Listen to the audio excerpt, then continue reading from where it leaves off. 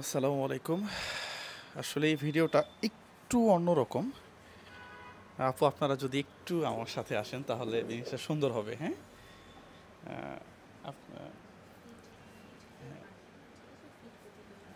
আপনারা হ্যাঁ একটু আসেন। হ্যাঁ,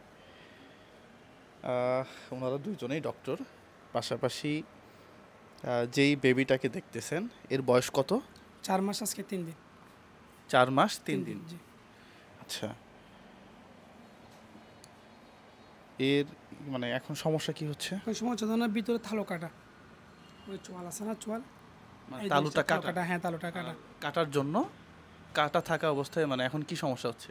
এখন তো হচ্ছে যে ওই কাটা থাকার কারণে যখন ওই ট্রিপ আছে না, ট্রিপ দিয়ে আমরা প্রথমে দিছিলাম ট্রিপ দিয়ে, এখন এগুলো নাকি কিছু লাঞ্চে চলে যাচ্ছে, কিছু পেটের মধ্যে চলে যাচ্ছে। মানে ও ঠিকঠাক মতো এখন খেতে পাচ্ছে না। মানে মূল কথা বিষয় হচ্ছে এটা। ভালো করে খাইতে পারতেছে মানে না। ও খেতে পাচ্ছে না। হ্যাঁ। বয়স কত? 4 মাস 3 দিন আজকে। 4 মাস 3 দিন। আচ্ছা, ওই 4 মাস 3 দিনের বেবির স্বাস্থ্য আরো ভালো হওয়ার কথা না? ভালো হওয়ার কথা, হ্যাঁ। ওই তুলনায় ও এখনও ম্যাল নিউট্রিশনে আছে, ও প্রপার নিউট্রিশনটা পাচ্ছে না। আরও বেশি খাবার পাওয়ার কথা। ওকে দিনে 10টা করে ফিডিং দেওয়া হচ্ছে, তাও ডক্টরও বলেছেন যে ও এখনও আন্ডারওয়েট। এখনও আন্ডারওয়েট। আচ্ছা, আপনাদের এখানে কেন আসছে? আমাদের এখানে ওরা মেইনলি আসছে কারণ একটা বেবিকে যখন সার্জারি করব, সার্জারি হওয়ার আগে একটা অ্যাপ্রোপ্রিয়েট ওয়েট লাগে আমাদের। ওই ওয়েটটাতে না পৌঁছানো পর্যন্ত ওই প্রবলেমের সলিউশন হবে না।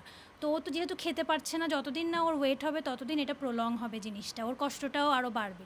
তো ওনারা চাচ্ছে আমরা একটা প্লেটটা দিলে ও ভালোভাবে খেতে পারবে, খাওয়ার পর ওর ওয়েটটা যখন গেইন হবে যাতে ও সার্জারির প্রসিডিউরটাতে ও যেতে পারে। আচ্ছা আচ্ছা আচ্ছা, বুঝতে পারছি। দর্শক বুঝতে পারছেন কিনা, এই ভিডিওটা প্রচুর পরিমাণে শেয়ার করবেন আপনারা। ওর তালুটা কাটা হওয়াতে ওইখানে একটা গ্যাপ আছে মেবি। তো ও যখন মায়ের বুকে দুধ খেতে যাচ্ছে ঠিক মতো খেতে পাচ্ছে না। হ্যাঁ, এইরকম দিয়ে চলে যাচ্ছে, না হলে ওটা শ্বাসনালী দিয়ে লাংসে চলে যাচ্ছে। আচ্ছা আচ্ছা, আমাদের এই ভিডিওটা করার উদ্দেশ্য একটাই, এই ধরনের শিশু বাংলাদেশে অনেক আছে। তারা জানে না যে এরও একটা সমাধান আছে। হ্যাঁ, ঠিক দেখেন, 4 মাসের একজন শিশু, ও আরও হেলদি হওয়ার কথা। ওর ওয়েট 5 থেকে 6 কেজি মেবি, বা এরও বেশি, মাত্র 2.7। তাহলে তো আস্তে আস্তে একবারে বাংলা ভাষায় যদি বলি কঙ্কালের মতো হয়ে যাচ্ছে শুধুমাত্র খাবারের অভাবে। ঠিক এই ধরনের রোগী বাংলাদেশে অ্যাভেলেবেল। যদি আপনারা ভিডিওটা শেয়ার করেন তাহলে এই ধরনের রোগীগুলা একেবারে ফ্রি ট্রিটমেন্ট। আমি যেটা ফ্রি অফ কস্ট চ্যারিটি, আমরা এখানে একটা পয়সাও নেওয়া হয় না, কারণ এত ছোট বাচ্চা খেতে পারতেছে না, তার আমি খাওয়ার ব্যবস্থা করে দিচ্ছি। এটা থেকে আসলে আমরা কি পয়সা নিব? আমরা কোনো প্রফিট চিন্তাই করি না, কারণ এটা আমাদের কাছে আসাটা মাত্র প্রথম ধাপ। হ্যাঁ, আমাদের এই ধাপটার পরে তারপর সে যখন আস্তে আস্তে খাওয়া দাওয়া করে তার প্রপার ওয়েট গেইনটা করবে, তারপর গিয়ে তার সে সার্জারির লোডটা সে নিতে পারবে। সো প্রথম স্টেজটাই হচ্ছে আমাদের কাছ থেকেই ওর প্রথম চলাটা শুরু ওর সুস্থ হওয়ার দিকে। তাই আমাদের উদ্দেশ্য এটাই যে আমরা যদি প্রথম ধাপেই তাকে একটা পুশ দিতে পারি পজিটিভিটির দিকে, তাহলে ও অন্য দিক থেকে মানে যে মন ভেঙে যাচ্ছে, সাহস হারিয়ে ফেলছে স্পেশালি প্যারেন্টসরা, হ্যাঁ, এটা হবে না।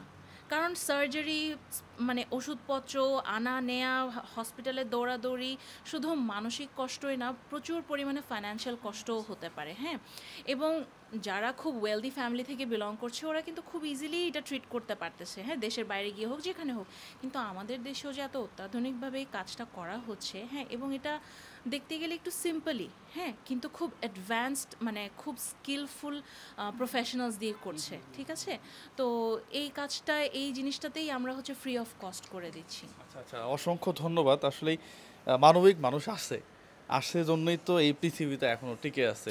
মেবি রিয়াদ ভাই, ডক্টর রিয়াদ মাহমুদ এবং আপনারা যারা ডক্টর আছেন সবাই মিলে এই কাজগুলো করতে। একটু ইন্টারাপ্ট করি, আপনি বাচ্চাটার দিকে দেখবেন, ও ওর তালু না থাকার কারণে যে ওর দেখেন নাক দিয়ে কিন্তু চলে আসতেছে, হ্যাঁ, ওর যে আমরা সালাইভা মানে থুতু যেটা, হ্যাঁ, এটা হচ্ছে উপরে তালুটা থাকার কারণে এটা কিন্তু আমাদের গলা দিয়ে চলে যায়, জিহ্বাটা ওভাবেই ডাইরেক্ট করে, কিন্তু এটা ওর ক্ষেত্রে এটা যাচ্ছে না এবং ওর কিন্তু শ্বাস প্রশ্বাসেরও বেশ প্রবলেম হচ্ছে। এই যে নাক দিয়ে যে ওর খাওয়াটা চলে আসলো বা ওর থুতুটা চলে আসলো, খাওয়ার সময় এই সমস্যাটাই সবচাইতে বেশি হয়, যেটাকে আমরা ক্লিনিক্যাল টার্মে নেজাল রিগার্জিটেশন বলি, নাক দিয়ে চলে আসা, উল্টো হয়ে চলে আসা। হ্যাঁ, এই প্রবলেমটাও সলভ হয়ে যাবে এবং আমরা যে প্লেটটা দিব, যে প্রসেসিসটা দিব, ওটাও আপনাদেরকে কিছুক্ষণের মধ্যে দেখাবো। আচ্ছা আচ্ছা, থ্যাংক ইউ সো মাচ। পাশাপাশি আবারও বলতেছি এই ভিডিওটা বেশি বেশি শেয়ার করবেন, যে অনেক সময় বাচ্চা নিউবর্ন যেগুলোকে বলে, মাত্র হওয়ার পরে তো তার খাবার একটা চাহিদা থাকে,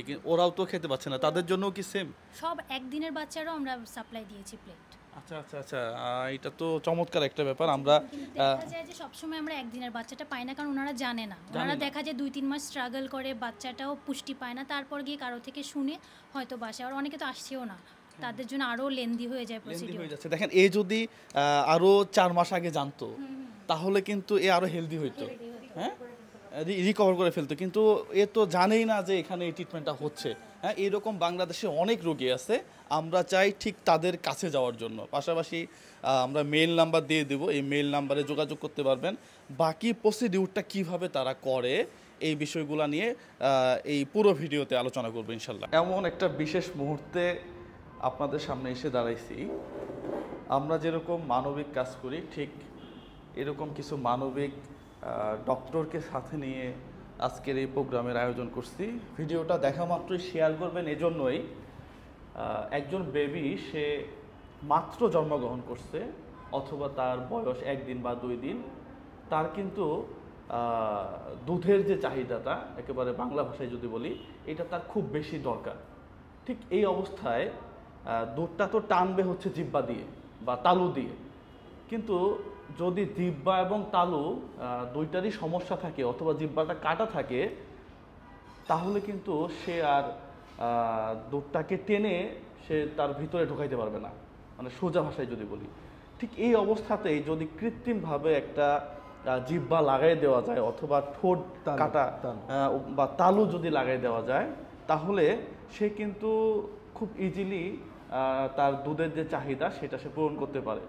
ঠিক এই চাহিদাটা যেন সে পূরণ করতে পারে, এই জন্যই আমার সাথে একজন মানবিক ডক্টর রিয়াদ ভাই আছেন, তার কাছে আমি বিস্তারিত শুনবো। আমি তো আসলে মেডিকেলের ব্যাখ্যাটা ওইভাবে দিতে পারবো না। তো ভাইয়া, এই যে আপনাদের যে কার্যক্রমটা, হ্যাঁ, এটা কিভাবে করছেন বা ধন্যবাদ জুয়েল। আমি প্রায় হাসান, এদের মানবিক কার্যক্রম দেখে আমি মুগ্ধ। সবসময় দেখি ওরা কিছু না কিছু করে, তো আমাদেরও তো কিছু না কিছু করার স্কোপ থাকে। তারই মধ্যে একটা দেখা গেল যে ছোট ছোট বাচ্চারা যাদের তালু কাটা থাকে এবং খাবার গিলতে গেলে খাদ্যনালীতে না গিয়ে শ্বাসনালীতে চলে যায় এবং পরবর্তী ইনফেকশন, তো ওদের তালুটা বানানো আমি যেহেতু মাস্টার্স করার সময় এটা আমি শিখলাম, যে থিওরিটিক্যাল পড়লাম। পড়ার পর আমি পিজি হাসপাতালে যখন করছি বিএসএমএমতে, তখন এটা প্রসিডিউরটা জানলাম। তখন বা কয়েকটা করছি, এটা বড় হসপিটালে। হ্যাঁ, তো যখন চট্টগ্রামে আসছি, চট্টগ্রামে আসার পর এ ধরনের পেশেন্ট পাচ্ছি না, হঠাৎ করে একটা পেশেন্ট এসে বলল যে এরকম এরকম সমস্যা। তখন আমি প্রথম করা শুরু করলাম, এই তো গত বছর না, লাস্ট ইয়ার যখন পড়া শুরু করলাম, করতে করতে দেখলাম যে না, আমার কাছে আস্তে আস্তে এই পেশেন্টগুলো আসছে। এবং আসার পর দেখা যায় যে যখন আমি তালু দিয়ে রিপ্লেস করছি, আজ আমার একটা বাচ্চা সার্জারি করে তালুটা জোড়া লাগিয়ে দিয়েছে। এখন সার্জারি করার আগে তার কিন্তু সার্জারির জন্য তৈরি করতে হয়। আপনি চাইলেই একটা বাচ্চাকে সার্জারি করলে জোড়া টেনে জোড়া দিয়ে দিলে ওটা থাকবে না, ছিঁড়ে যাবে।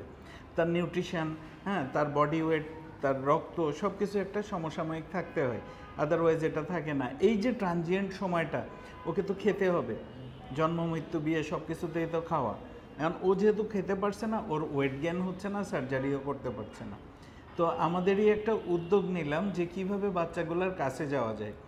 সেই জন্যই বাচ্চাগুলো যখন আসে আমরা ওদেরকে একটা আর্টিফিশিয়াল তালু তৈরি করে দিই। আচ্ছা, তালু তৈরি করে বাচ্চাগুলোকে প্রতি 1-2 মাস পর পর ফলো আপে রাখি, আচ্ছা। আনটিল সার্জারি আমরা ফলো আপে রাখি। মানে তালু তৈরি করে দেওয়ার পরে কি তারা খেতে পারে? মানে কি যে আল্লাহর কি ইশারা, ওটা দেওয়ার পরে কান্না বন্ধ হয়ে যায়, আগে খায়।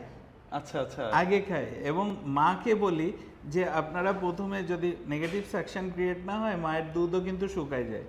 এই জন্য মায়ের দুধটা যাতে মানে ব্রেস্ট পাম্প দিয়ে জমা করে সঙ্গে সঙ্গে যাতে খাওয়াই দেয়।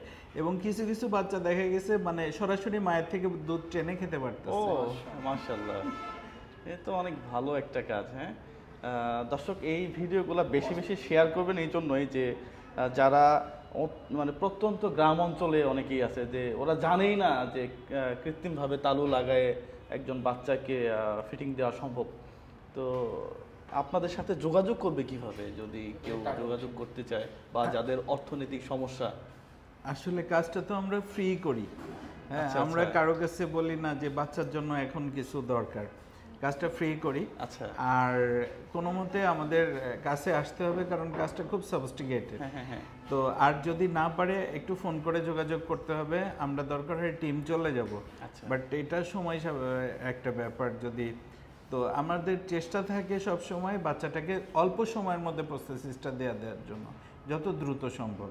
আর যোগাযোগের মাধ্যমে স্ক্রিনে নাম্বার থাকবে, নাম থাকবে, ব্যাস। আর জুয়েল, হাসান ওনারা তো আছেই, ওনাদেরকে ফোন করলে ওনারা জানাই দিবে যে না এখানে যান। আমরা আশা করি যে আমরা অনেক রোগী পাবো যারা ছোট যারা বাচ্চা কষ্টে আছে। হ্যাঁ হ্যাঁ। এবং আজকে লাইভ পেশেন্ট একটা দেখাবো যে ও 4 মাস ফিডিং না পাওয়ার পর ও শরীরটা পাখির বাচ্চার মতো এইটুকু হয়ে গেছে। হ্যাঁ, আমরা আজকে ওটা দেখবো। লাইভ চলেন, হ্যাঁ, আজকে হ্যাঁ। আমি দেখাবো। হ্যাঁ, চলেন এবং তাহলে। ওদের আপনারা ইন্টারভিউ নেবেন। কেন আজকে বলছি যে আপনারা আসেন, এসে আপনি দেখান মানুষকে যে না এর চিকিৎসা আছে। চিকিৎসা মানে সার্জারি হওয়ার পূর্ব পর্যন্ত একটা আর্টিফিশিয়াল তালুর আমরা বানাই দিতে পারি এবং এটা দেশেই সম্ভব। এটা এই মেসেজটা আপনাদের। হ্যাঁ হ্যাঁ, না অবশ্যই অবশ্যই ইনশাআল্লাহ। আর এটা কোনো বাণিজ্যিক উদ্দেশ্য না, না, এটা সম্পূর্ণ ফ্রি। আমরা ফ্রিতে করে আশা রাখি। আমি নরমালি পেইড প্রমোশনগুলো করি না, এটা সেটাই, সবাই সেটাই। জানে। হ্যাঁ, আমাকে অনেকেই বলে যে শুধুমাত্র দোকানের সামনে এসে দাঁড়াবেন 1 No, লক্ষ টাকা no, দিব, no. হ্যাঁ, এরপরে এটা পার মান্থ দিবে এই সেই, আমরা এগুলা করি না আর কি। হ্যাঁ, আপনি মানবিক মানুষ, এই জন্য আমরাও আসছি। হ্যাঁ, চলেন ওইদিকে যাওয়া যাক।